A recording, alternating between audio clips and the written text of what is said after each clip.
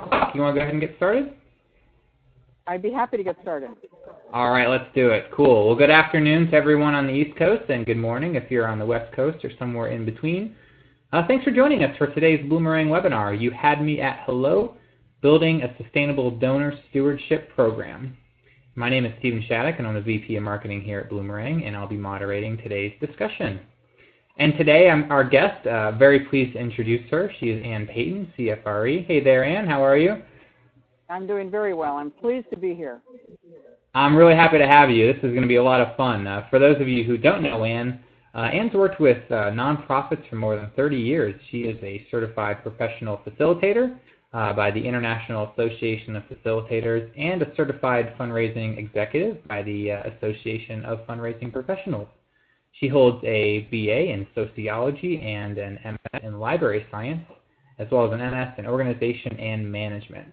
And Ann she serves on the board of the Association of Philanthropic Counsel and on the Upper Valley Land Trust.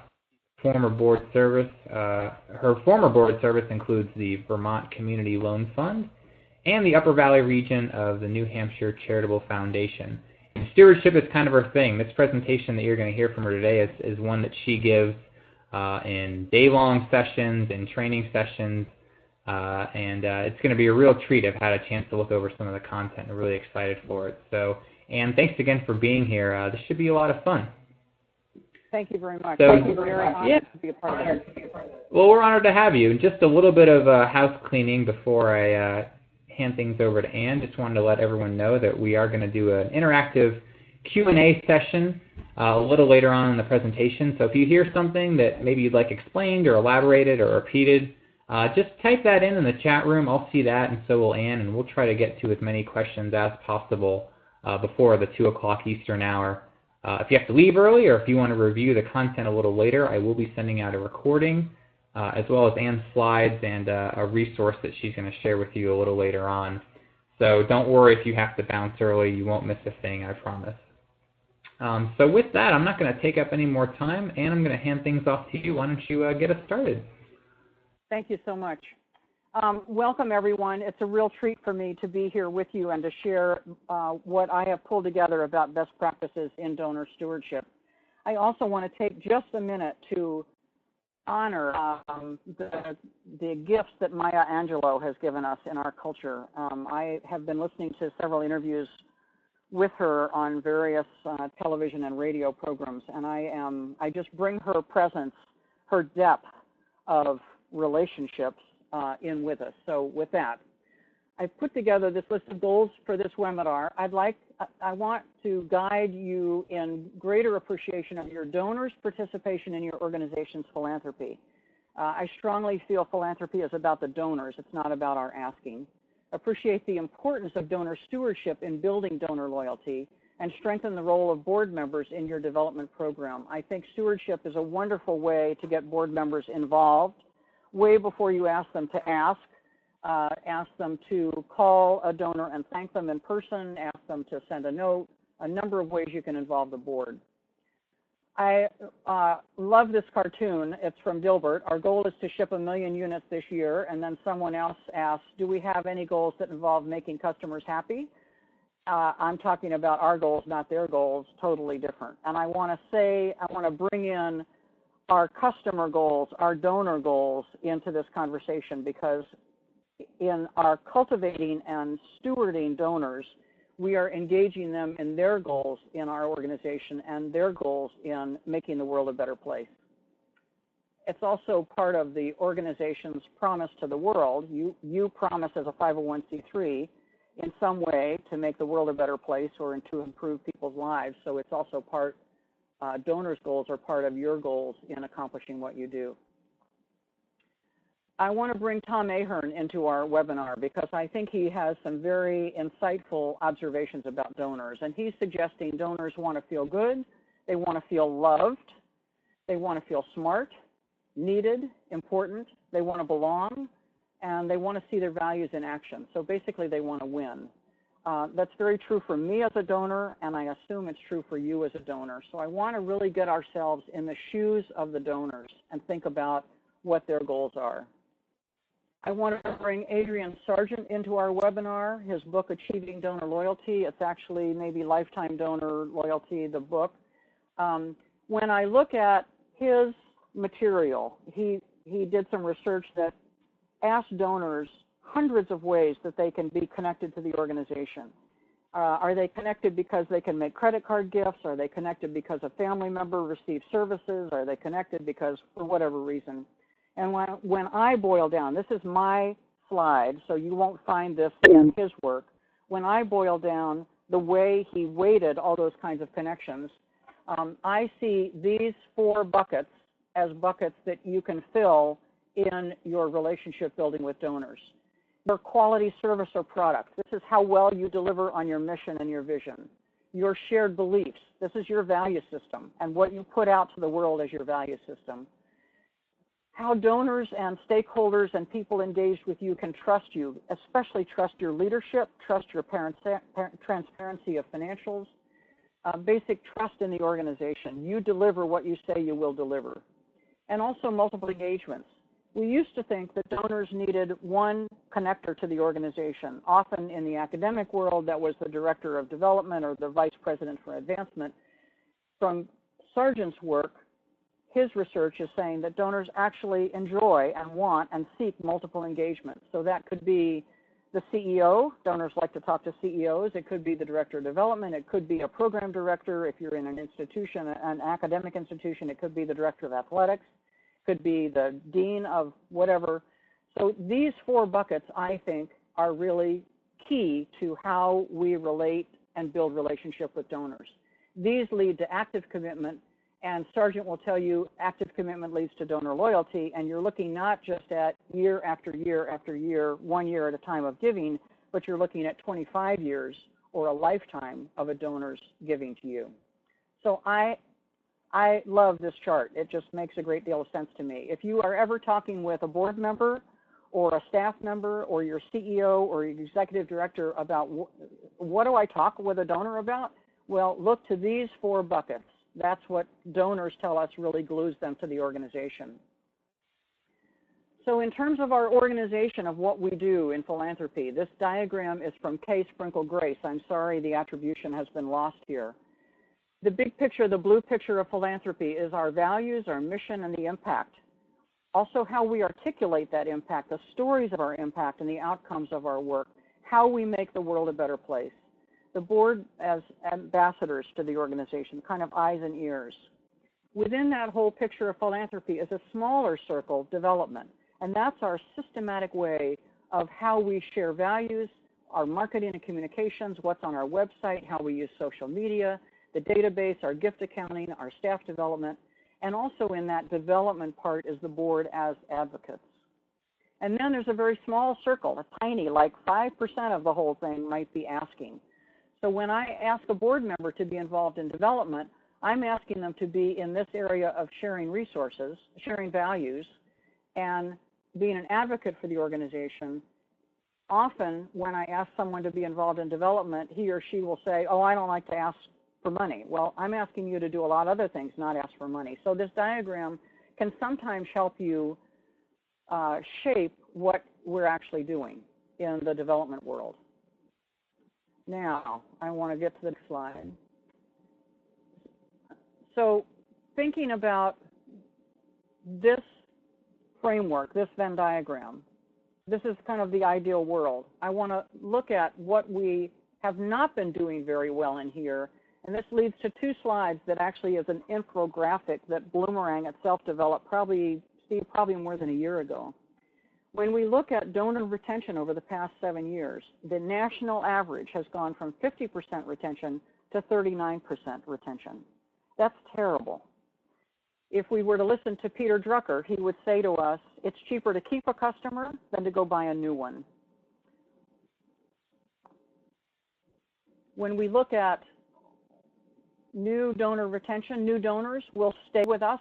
Maybe 23% of them would stay with us over a year. When we look at repeat donor retention, maybe 60% of them will stay with us over a year. And the bottom line is for every 100 donors gained in 2012, this is beyond the Great Recession, for every 100 donors gained in 2012, we lost 105. I want to go to about what happens in our relationship with donors, the good, the bad, and the ugly. The good is that 34% of donors in her study who received a personal thank you call said they would give again because of the call. I want to give you a very small sidebar story. I was working with an organization and encouraged board members to thank donors who made gifts to them. I was at the next meeting of the board, and someone said, you know, I did that. I called a little old lady who had made a stock gift of $10,000. Nobody knew her. I called her up, and she was so impressed that somebody on the board, a volunteer, would call her and thank her. Nobody had ever done that before. And she asked if she could give again. And she made a second $10,000 stock gift. The bad, 94% of donors say that charities they support never or hardly ever call them up without asking for another gift. We are in complete control of what we send out in communications to our donors. So if we are designing our communication program with donors so that every time we call them, we make an ask, we're saying, donors are saying back to us, that's too much. 98% say that charities never or hardly ever pay them a visit without asking for money. So the only time, the message is the only time I'm calling, I'm going to ask you for money. Now, my teaching partner, Jen Hazlett, would say, every time I visit with someone, I need to make a move. I need to advance the ball down the field. I need to have some sense of accomplishment. She will say, when you visit with someone, always ask them for something. Ask them to volunteer, ask them to endorse something, ask them to somehow be involved in a project or part of the organization. She believes she has to ask somebody for something. But what this is saying is that 98% of the donors say charities only talk to them when they want money. 65% of donors who make a first gift never make a second gift, and they leave largely due to over-soliciting and are insisting on unrestricted giving. So you can have in your operations fund, you can have several buckets that people could fill. One of my most successful organizations here where I live has taken its operations fund and divided it into 4 big program areas like employment, coaching, and child care, and education, and a number of others. And donors can actually say, I want my money to go to this program.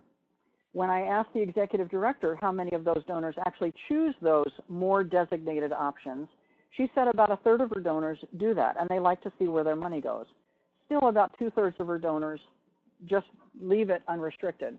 But it's very interesting information to think about how we market our operations fund as unrestricted giving. Some goals for your stewardship program. Increasing your productivity, that's the bottom line. Managing your infrastructure, and this is the organization of some of the rest of the slides. Managing your infrastructure, setting your goals, managing your time, planning your visit, making appointments, having conversations, and follow up, and what's next. The purpose of having a stewardship program, in addition to being more productive in terms of your fundraising, is what do we want from donors? What do we want with this engaged relationship with donors?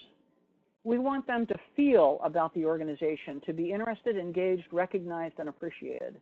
We want them doing things, volunteering, participating, spreading the message, bringing others along, introducing friends to the organization, and giving regularly, giving to priorities of the organization, giving in usable ways that money can be used immediately, and in stretching to capacity. And I want to bring Julia Emlin, who was an Association of Philanthropic Council colleague of mine, who introduced me to a lot of this thinking, who wrote a wonderful book called Intentional Stewardship.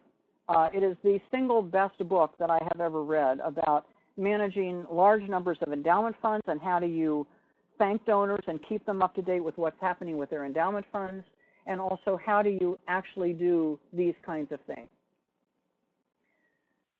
So my teaching partner, Jen, and I wanted to make sure we had some common language around cultivation and stewardship, and we created this Venn diagram to help us understand Cultivation is the kind of prospect identification, qualifying a possible donor, matching mission and values, what do we do and what the donor cares about, engaging, showing, illustrating the leadership so that the donor can build trust, and early engagements.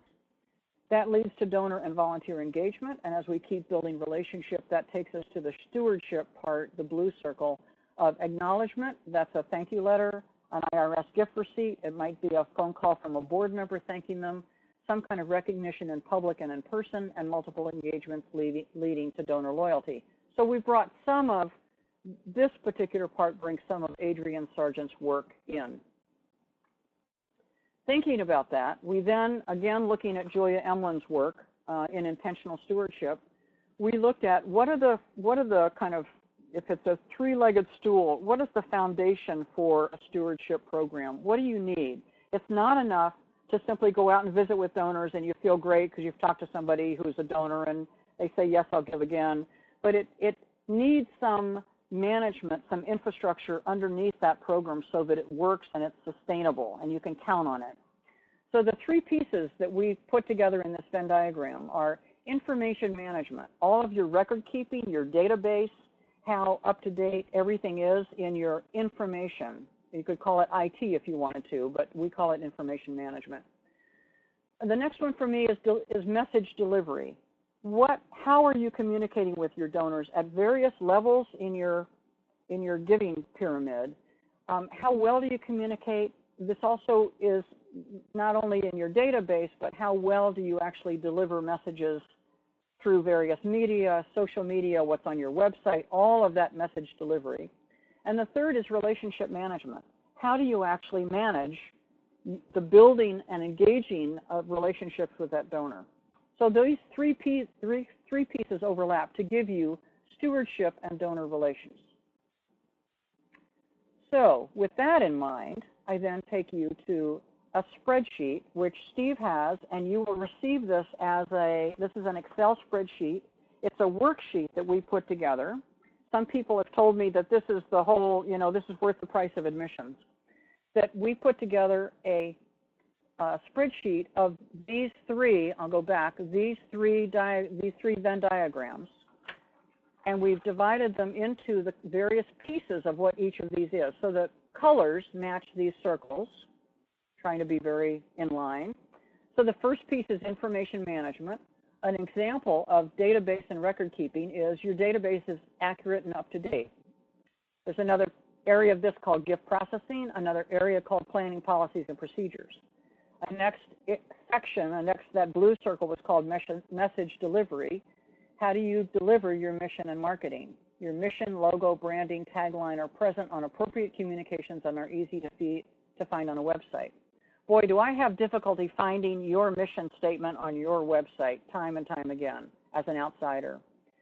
So in the way we've designed this worksheet, you can expand, contract, you can change it, you can do anything you want to with it. So if I were here, I would say, well, our database is pretty accurate and up to date. So I might say we do this well. Well, it needs improvement, or it's an emerging proficiency, we're not very good at it, and this is really weak.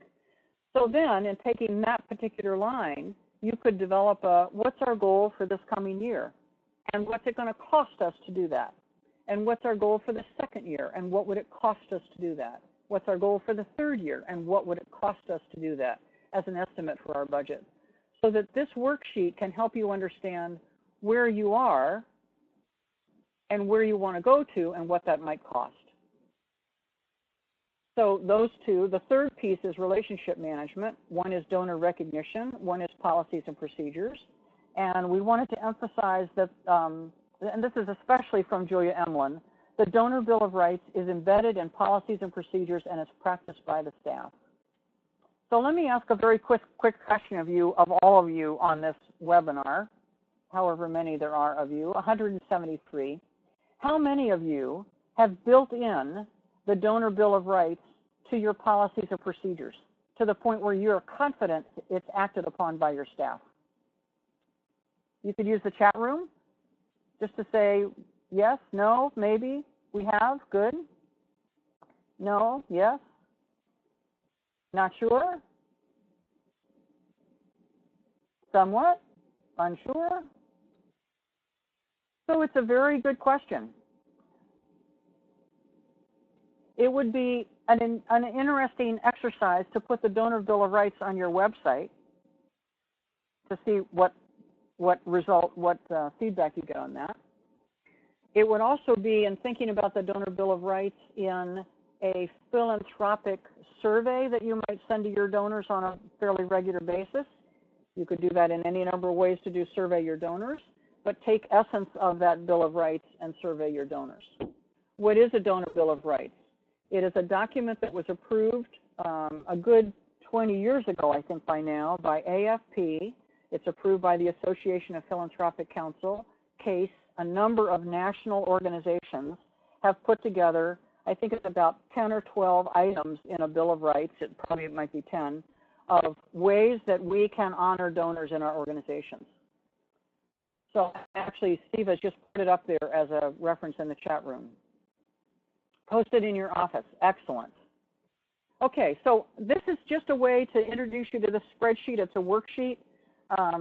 I would encourage you to add to it. One of the things that one workshop participant did was add the who's responsible for this area. They are very detailed. We didn't want these so broad that you miss the actions. We wanted to keep it at an actionable level. So everything is something you can do.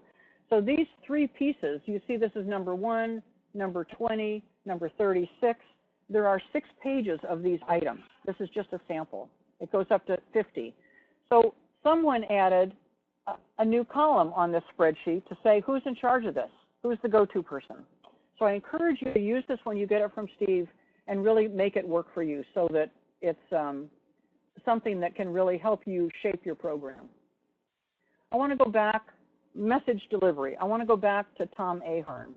He's here in spirit.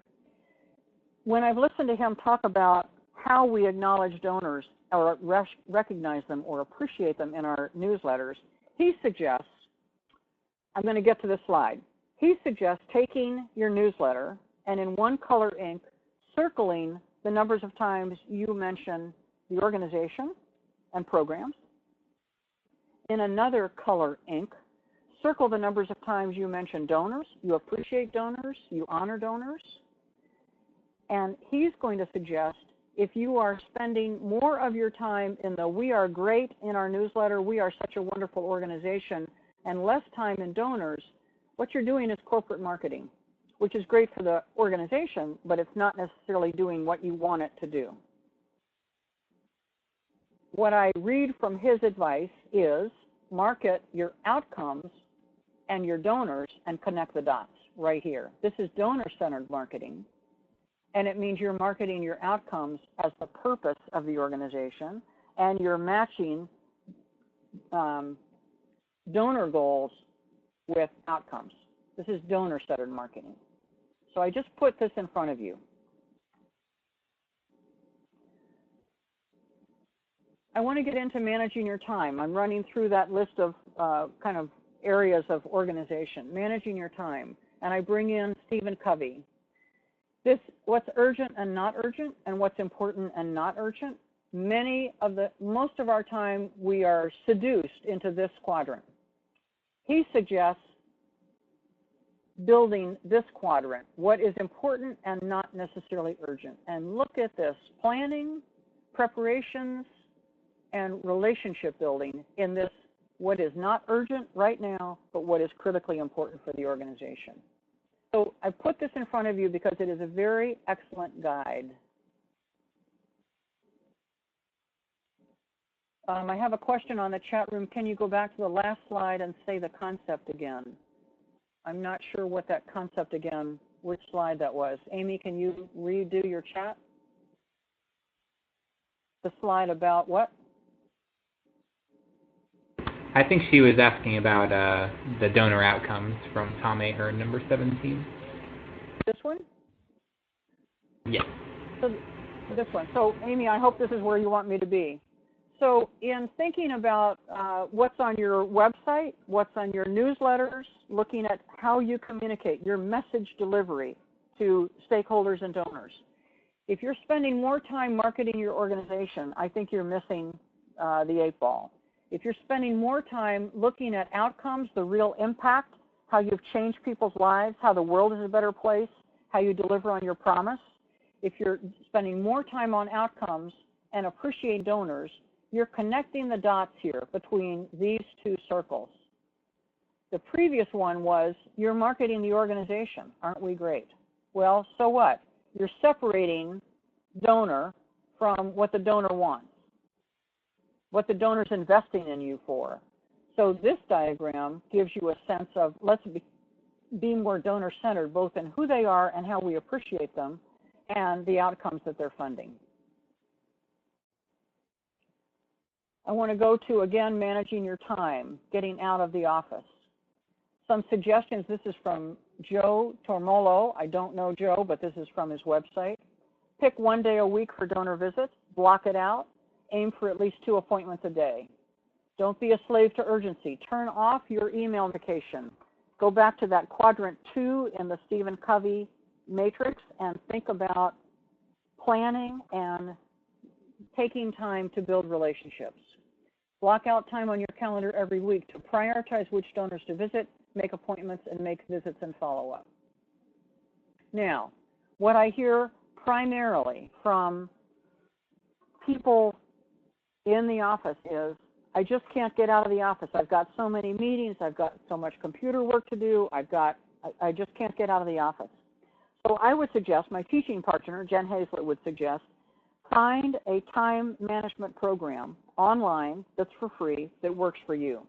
She happens to use Time Tracker, and she can put in various projects, and she can track her time online, live, and keep track of, she can see how she spends her time. And she says, my gosh, I'm amazed at where I waste my time and where I should be spending my time. So if you ever hear yourself say, I just don't have time to go visit donors, take a breath, go find a time tracker program of some kind. And if you just look for time trackers in an online search, you'll find a lot of stuff. She uses Time Tracker to allow you to see how you use time and then figure out how you could arrange for more time. There's a question, focus these visits on new potential donors or on current donors. I'm focusing everything here on your current donors. If you can get this solid in your playbook, if you can really build relationships with your current donors, I go back to Peter Drucker, it's cheaper to keep a customer than it is to go buy a new one. So I'm really looking at how you build relationships with the very people who have said hello to you, and your job is to say hello back and to build relationships. Making appointments. These are some tips. This is from Jen, my teaching partner. She's the one who's actually in the office. When you're calling to make an appointment, give specific choices for times and place. Think through your goal of the visit relative to location. You want to see them in their office or home or restaurant, or where do you want to visit with them? Email and call if you have both. So a call out of the blue may put somebody off, but if you've already emailed them, I'm here, I'm there, I'm coming to visit, I'd love to talk with you about it, and then you make a call, and you may have better reception. Jen's perseverance rule, call 3 times and email 3 times before giving up with busy working people. She says sometimes 4 outreaches over a month, trying to find somebody over the course of a month. And set your expectations. You need to plan, what do you want out of this visit? What do you want emotionally for yourself and for the donor? What do you want intellectually for this visit? Do you want them to volunteer to come be part of a program or to volunteer to host a party or what? And if asked, tell your donor your intentions for the visit. I mean, I say what I'm calling for and what I want to talk with them about. If you're there to solicit them, if that's your bottom line goal, you need to be honest with your donors and tell them that. There is nothing more off-putting than taking someone to lunch and spending 55 minutes talking with them and enjoying a great conversation, and then bingo, you come in with an ask at the last minute. Donors find that very disturbing. And who should be on these visits? Anything goes. It could be you as a director of development. It could be your CEO and you script your CEO. It could be you and a board member. It could be your CEO and a board member. It could be 2 board members. It could be 1 board member. I don't have any rules about who goes and visits donors. You need to, the reason for having an infrastructure is you have a way to design it and manage it and follow up and keep it sustainable. Another question is, can you provide a link to Time Tracker? I think if you Google Time Tracker, you'll find it. I want to bring, this is from Kay Sprinkle Grace into our environment here. She has a great story in the book Beyond Fundraising from Bertolt Brecht, and not hyphenated. I apologize for that. It's a great story. He was invited he went into a restaurant, had a great dinner, got his bill, paid his bill, and walked out. He went into another restaurant, had a great meal, and before he got his bill, the chef came out from the kitchen and said, "Did you like your meal?" "Oh, it was a wonderful meal." "Would you like to come back into the kitchen and see how we do this?" "Well, I'd love to." Went back into the kitchen. You better believe the kitchen was spotless. Had a wonderful tour, came back to his table, waiter gave him his bill, he paid his bill, and walked out. Which restaurant do you think became his favorite restaurant? I pose that to you. The reason the story exists is that Bertolt Brecht was saying the restaurant that invited me into the kitchen became my favorite restaurant.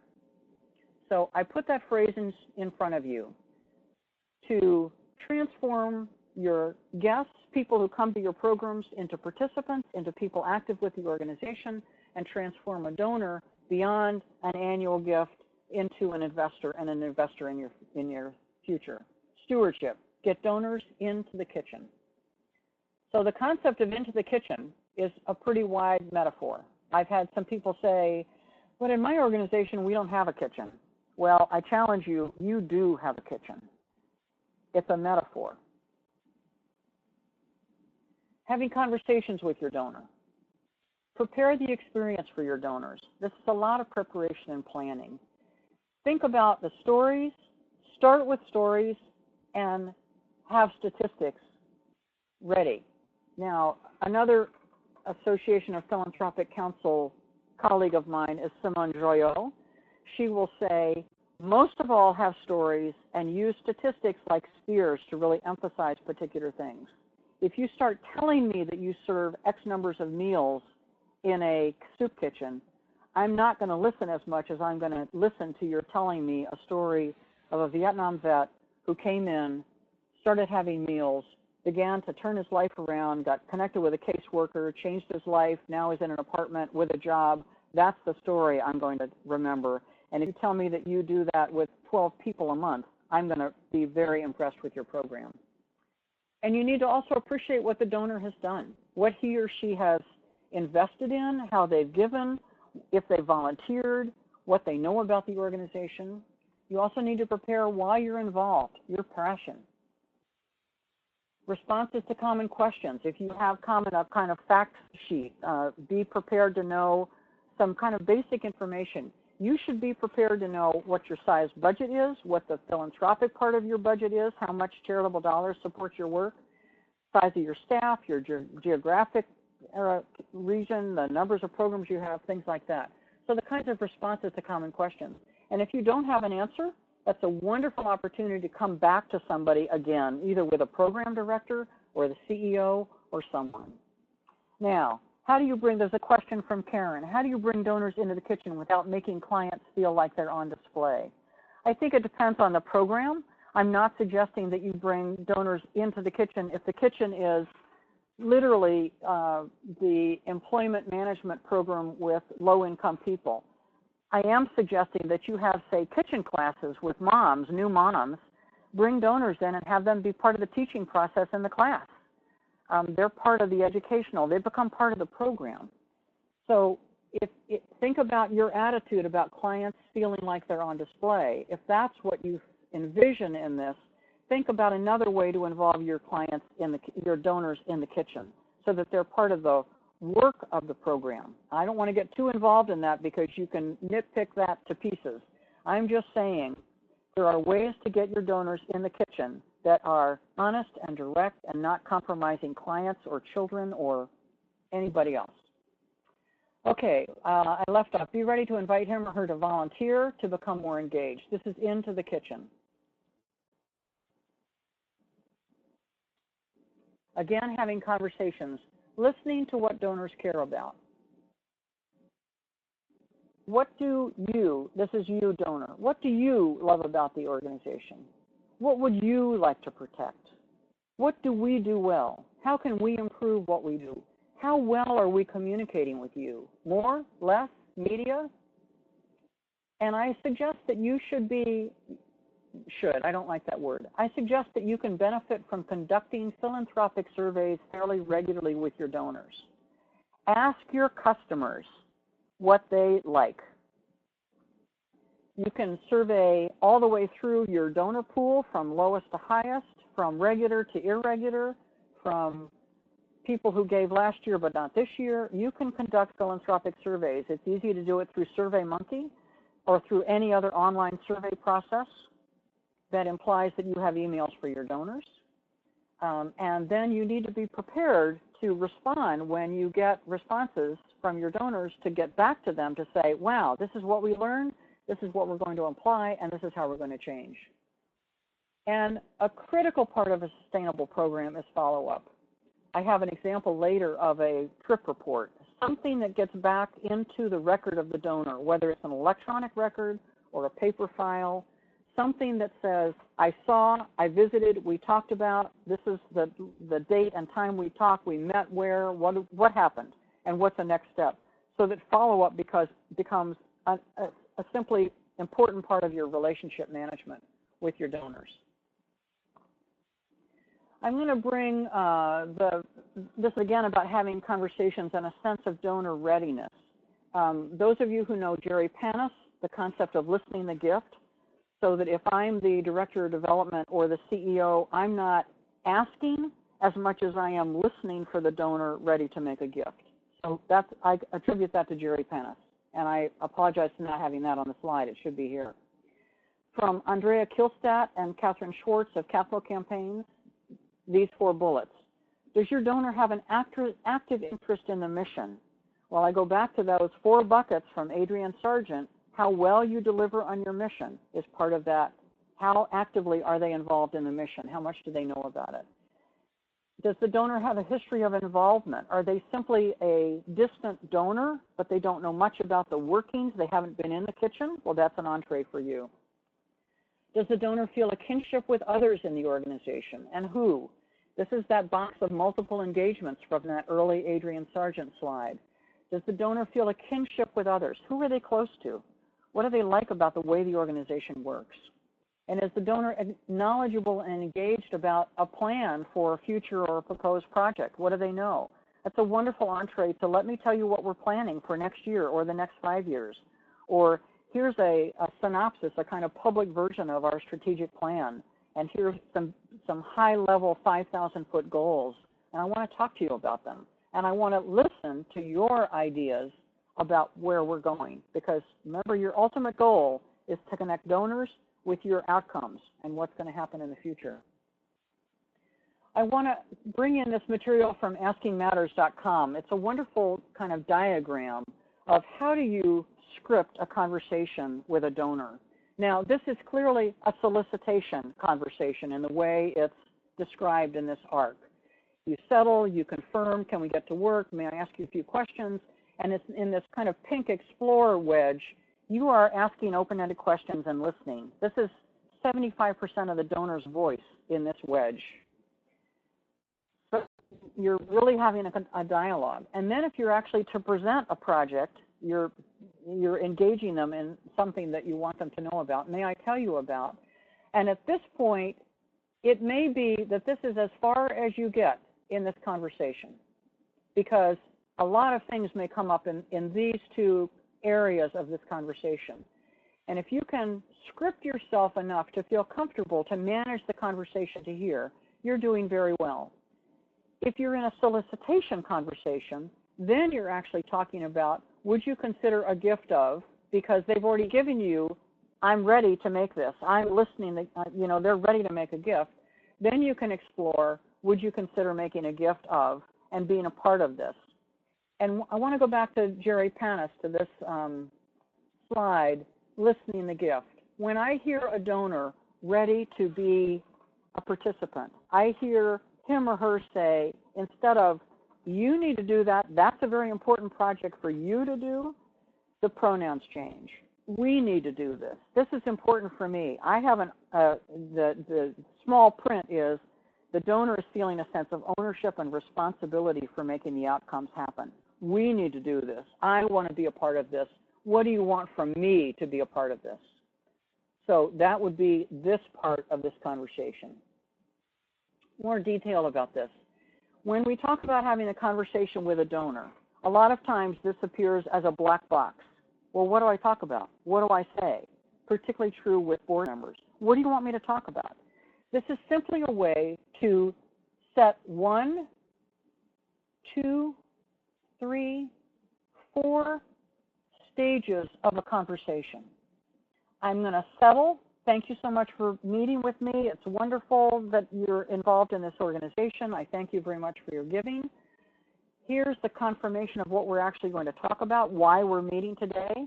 Thank you for taking, I believe we have a half hour of time, of your time. I'd like to present a couple, A, B, and C to you, and then I'd like to explore more information with you. This confirmation, this settling and confirmation, if I know the donor, it may be very appropriate for me to say, the last time I talked with you, your grandchildren were very young, and now I'm going to guess that they're in elementary school. How are they doing in school? So I am in this early engagement part of this conversation, but I have it planned. I know what I can know about the donor because I have notes from what I talked about 6 months ago or a year from now. The third phase of this is exploring, here's what I actually came to talk with you about. And I'm going to save that for presentation. May I ask you some questions? I want to know about how you feel about the organization, about your philanthropy, about other organizations you give to in our geographic area. I want to explore and have a real conversation with you. So the fourth phase of this kind of script, if you will, is I'd like to present you some information about what we're thinking about our future. I sent you a copy of the public version of our strategic plan. I want to ask you about it. And there's one particular area that I think might interest you a lot. Can we talk about that? So this is simply a way to say, how do I manage and phase my conversation? I'm managing this conversation with the donor. Then, if it's actually a solicitation, then I'm exploring would you consider making a gift? And I'm confirming that, yes, you have pledged $5,000 to this project. I may not have a pledge card with me, but I am actually confirming what we've talked about. So I think that, Poppy, thank you very much. Okay, we can move on. Thank you, Poppy. Thank you for asking the question. This is another slide, or I've made this up from, again, Asking Matters. And I think this is Andrea Kilstat and Brian Sabers, if I'm correct, have taken Myers-Briggs, have adapted it to fundraising. And there's a simple, if you go to Asking Matters, or if you look at asking styles, if you Google asking styles, you can find something like this.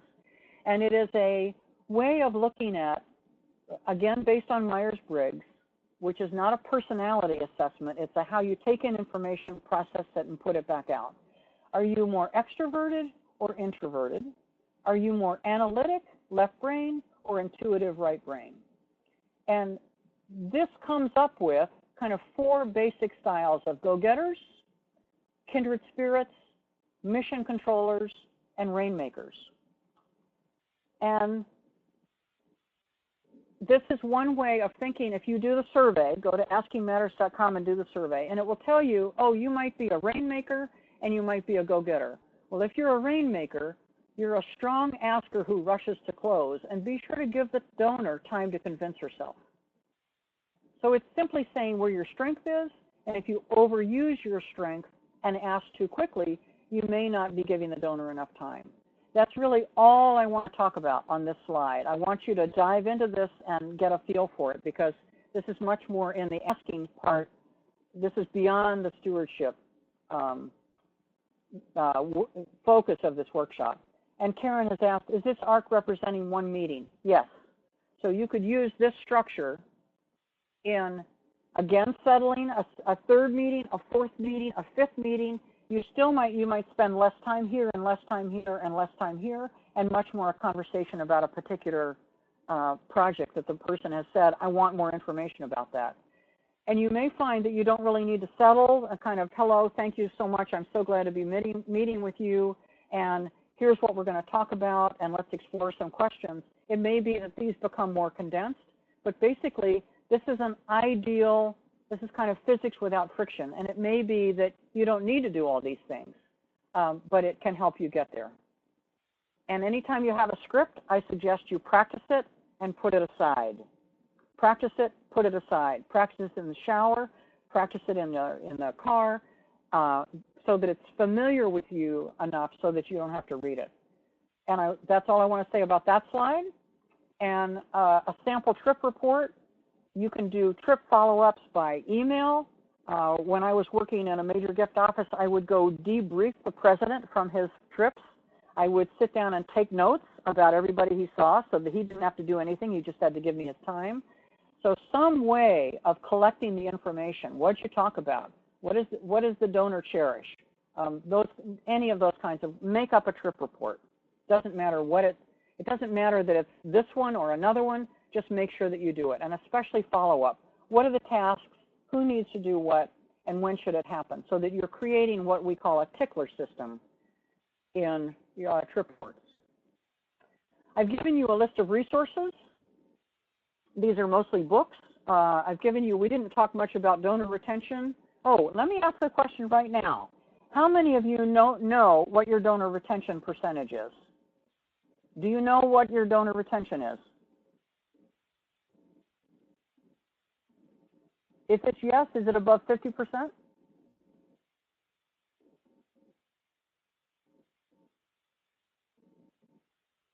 Aha, wonderful. Okay, that's great. So one of you mentioned that Bloomerang helps you with donor retention. Ideally, your software should be able to give you a very easy push-button donor retention. It's important for you to know that. It is one single measure of how well you are managing your whole program with your donor. Over a period of time, it's usually about a year. If you have a fiscal year, it's usually that fiscal year. One is a YouTube piece, and one is from Lori Jacobwith about how to measure donor retention if your software doesn't do it for you. So I want to close. I want to make a plug for Bloomerang. It is a phenomenal, puts all the best practices into its software, just like that donor retention piece. I also want to put a plug in for the Association of Philanthropic Counsel. We are a national association of fundraising consulting firms. We're small and medium size, very personal. And I put in a plug for APC, apcinc.org, as a way, if you're looking for fundraising counsel, to find somebody who's quite reliable. So, questions? Yeah, that was great. Thanks, Ann. And thanks to everyone who asked questions throughout. And Ann, thanks for answering those and being a good sport. I know that we've probably got about 5 to 7 minutes for questions. So if anyone listening was wondering about something but maybe was sitting on their hands, now is the time. You've got Ann here. She's a stewardship expert here at your disposal for the next few minutes. Here's a good one from Beth Ann. It says, can you do proper stewardship on the telephone or via mail? So does it always have to be in person? I think you can. I think just a phone call of, here's an event I'd love to invite you to. It may have nothing to do with your organization, but it has something that your donor might be interested in. So I can call, I can email you, I can put something in the mail, I can send you a photocopy of an article from the local newspaper about something going on with children, if the person's interested in children, with land trusts, if the person's interested in conservation. I can just keep sending you things, and the bottom line message is, I'm thinking about you, and I'm thinking about how this really connects with your goals. Great. Poppy asked if anyone has a retention rate that's a reasonable rate. Steve, you may know that. I will send that to you, Poppy, I promise. Okay. Well, now they're kind of piling in. I'm going to scroll up here. Here's one from Angie. Angie's wondering, how many people can one person steward?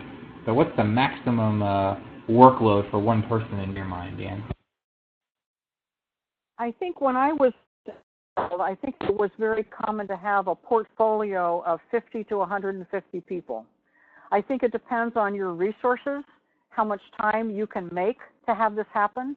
If you can start with your top 10 or 11 donors, if you think about the pyramid of your annual fund, God forbid you call it an annual fund, your operations fund, if you think about the top 10 or 11 people, there's a rule of thumb that the top 11 people make or break your annual fund. Start with 11 people and visit them, develop relationships with them. That's a place to start. The question of stewardship in the world of direct mail. Direct mail is a donor acquisition process. It has nothing to do with how do you keep donors. If you get a donor in through a direct mail program, you need to realize that you've got, I think the rule of thumb is you've got 3 years. And what we just saw on the infographic back there, only a fifth of those donors who gave to you 1 year will give to you again. So you've got a very short period of time to bring those donors in. I was an example. I bought a membership in the National Organic Farmers Association because I wanted to order some garden supplies this spring from them. To order from them, I had to have a $20 membership. Well, that was pretty cheap for me for what I was saving in ordering supplies from them. Well, they sent me a Welcome to the Tribe package that knocked my socks off. It was about organic gardening and farming. It was about the organization. It was about the organic dairies and all. It was a phenomenal welcome package that I got from them, like a welcome wagon. So I think you've got to, if you're acquiring donors by direct mail, you're challenging yourself in a way to buy donors. I go back to Peter Drucker's, it's cheaper to keep a customer than it is to buy a new one. You would do much better to use board member contacts and friends of friends contacts and engage your donors in bringing new people into the organization. Those kinds of personal contacts give you much more. You can get your arms around it. Literally, metaphorically, you can get your arms around a donor much more. Best slideshow available to you. How do you find your top 100? Is there a formula? Beth, I would take, if you have an operations fund, an annual fund, if you will. I don't like the word annual because it means one gift one time a year. But if you have an annual fund, look at the top sizes of gifts to your organization in that year. Those are your top 10 donors. That's the formula.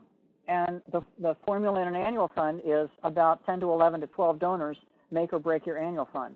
So you may have, it's the 80-20 rule. You may have 80% of the people who give in your operations fund give 20% of the money, and 20% of the people give 80% of the money. And that might be 90-10, but basically you've got a smaller number of people who give the larger gifts.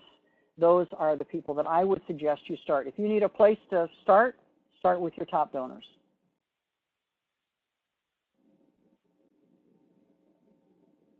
So Steve is telling us where you can download the slides, and he is going to send out the spreadsheet. I think we might be done. Any more questions? Yeah. There's one here from Rachel. If you're speaking to someone with the intent of making an ask, you can tell that they are already uncomfortable with the conversation. What should you do? Should you continue? Should you stop? What advice would you have for Rachel there? I think if you're getting the information from the donor that he or she is not ready to make a gift, that they're uncomfortable, I would be in the moment and explore that sense of uncomfortableness with them. If they are hesitant because they don't believe the program is effective or will deliver the results, take the time to be in the moment with the donor. Put your ask agenda aside, because you're not going to get anywhere with an ask unless you get through or around this uncomfortableness. And it may be that the person doesn't like to be solicited. It may be that the person doesn't want to talk about this in person. They may want to have something in paper. They may need to talk to a spouse. They may need to talk to somebody else. And it may be that this just isn't the right time. You don't know if they're going through a divorce, if they just lost a child in college and died.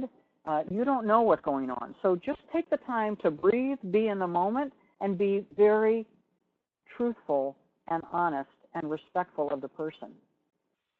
That's my best advice to you. I have been in that situation. I went forward with an ask, and man, did it bomb. So it taught me to slow down and be with the donor. I think we've all been there. We've got a question from Becca, and Ann, you mentioned your top donors.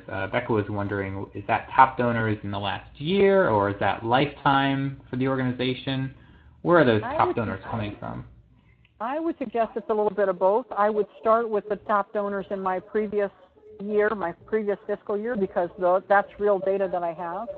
I would also think about, in that plan giving, always in the back of my mind, who are the donors who have been long-term donors, even at the $25 a year level? Those people have demonstrated long-term loyalty. So I might want to go visit 2 or 3 of those.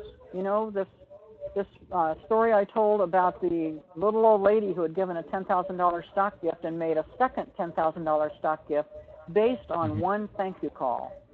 You never know where there is more money and where there's more loyalty and where there's more affection that you can genuinely respect and help grow.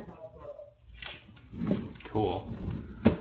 Well, great. I know, Ann, I feel like we could probably talk about this for days, but I do want to be respectful of everyone's time. We're approaching the 2 o'clock hour. And, Ann, I want to give you kind of the last word to tell folks where they can find out more about you, where they can follow you online. Hopefully they can email you with further questions. You're certainly welcome to. I really refer you back to the resource list, which is a couple slides ago, because it is it's very important for you as fundraising professionals to use the body of knowledge that we are developing and have developed through our research. You know, 15 years ago, most of our knowledge was kind of anecdotal and seat of the pants, and this is my experience. But we have developed a very strong, deep body of knowledge about what's important for our donors. And we can use that in how we actually relate with our donors. And as I said, Bloomerang is a wonderful software program that does that for you and helps you think the way a donor may want to be treated. I want to go back to the question. Jim had a question. If you're a new 501c3 and you don't have donors, you have not yet donors, so go through your board, go through any contact you can to find people through personal connections that may be interested in what you're doing. I would encourage you to think less about buying lists and more about expanding your sphere of influence and your network through personal connections. Great. Cool. Ann, this was a lot of fun. Thanks for being with us for an hour. I know you usually do these trainings in person, so I really appreciate you making it available online to everyone nationwide. This was a lot of fun. Hopefully everyone enjoyed it as much as I did. Just some last-minute house cleaning. I will be sending out a recording later on this afternoon, as well as that spreadsheet that Ann teased a little bit early on. So you'll receive that from me a little later on this afternoon, so look at your email inbox for that. We do these webinars every week. We have a great one coming up next week, actually. Kiwi Miller is going to join us to talk about fun ways to say thanks. She's going to talk about videos, infographics, other cool things that you can do rather than just sending a boring old acknowledgement letter. So if that is interesting to you, check out our webinar page. You can register for that. It's totally free. It'll be totally educational. And we'll have a lot of fun, so check that out. We're about out of time, so Ann, final thank you. Thanks again for joining us. It was a lot of fun. My pleasure. I'm really honored to be able to share this information with everybody. And I think you may be the record holder for most attendees on a Bloomerang webinar, so well done. My pleasure. Absolute pleasure. Well, great. Thanks to everyone who hung out with us. Look for an email later from me, and have a great weekend if we don't talk to you. See you next week.